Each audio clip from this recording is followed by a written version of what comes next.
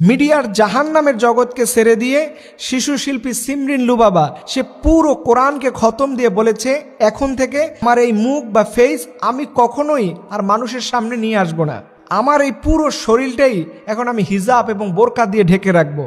সুবহানাল্লাহি বিহামদি।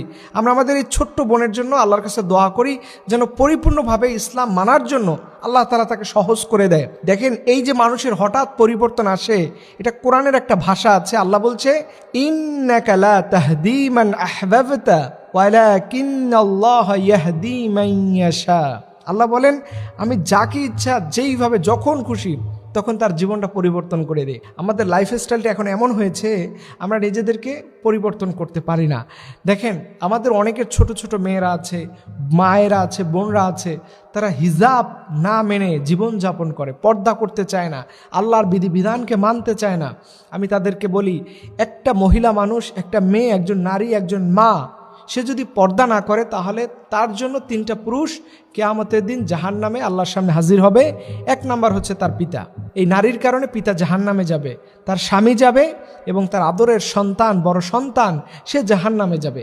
দেখেন, পুরো লাইফটাই চেঞ্জ হয়ে যাবে। এর জন্য যারা বাবাকে ভালোবাসেন, স্বামীকে ভালোবাসেন, সন্তানকে ভালোবাসেন, আমি আপনাদেরকে বলি যে এখন থেকে এই মুহূর্তে আপনি নিয়মিত পর্দা করে চলবেন, ইসলামিক জীবন যাপন করবেন, দেখবেন আপনার পুরো জীবনটাকে আল্লাহ তাআলা রহমত আর বরকত দিয়ে ভরে দিবে। কিন্তু আমরা আমাদের জীবনে পরিবর্তন করতে পারি না। দেখেন, আপনি যদি আজকে একটা সময় মরে যান না, এই পুরো পৃথিবীর সব কিছু শেষ হয়ে যাবে, সব কিছুই আপনার সামনে অধরাই থেকে যাবে, কিন্তু আল্লাহ তাআলা আপনাকে দেখতে চান যেন আপনি পরিবর্তন হয়েছেন, আপনি নিজেকে শুধরে নিয়েছেন। এটা আল্লাহ তাআলা দেখতে বড্ড ভালোবাসেন। এর জন্য ভাইদেরকে আরজ করে বলবো, হৃদয় থেকে আবেদন জানিয়ে বলবো, আপনাদের ছেলে সন্তান মেয়েরা যারাই আছে, আহলে বায়েত যারা সন্তান পরিবার বর্গ আছে, সবাইকে কোরআনের পথে নিয়ে আসুন।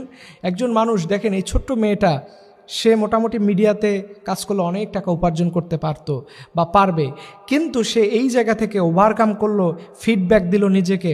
সে মনে করলো যে না, এটা তো আমার জীবন নয়, আমার এই জীবনটাকে আল্লাহ তাআলা কিনে নিয়েছেন। আল্লাহ বলছেন, ইন্নাল্লাহা আশতারা মিনাল মুমিনিন, মুমিনদের জীবনটা তো আল্লাহ তাআলা ক্রয় করে নিয়েছেন।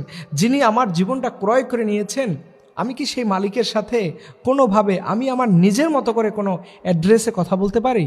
এর জন্য আপনাদের মেয়েরা যারা আছে, মায়েরা বোনরা যারা আছেন, আপনারা অবশ্যই পরিবর্তন হন। আল্লাহ রাব্বুল আলামিন যেন আমাদের মা বোনদেরকে নবীর মেয়ে ফাতিমার মতো, তার স্ত্রী খাদিজা আয়েশার মতো করে আল্লাহ তাআলা জগৎ বিখ্যাত মানুষের কাতারে আল্লাহ তাআলা আমাদের মা বোনদের কবুল করুক। সবাই বলুন আমিন।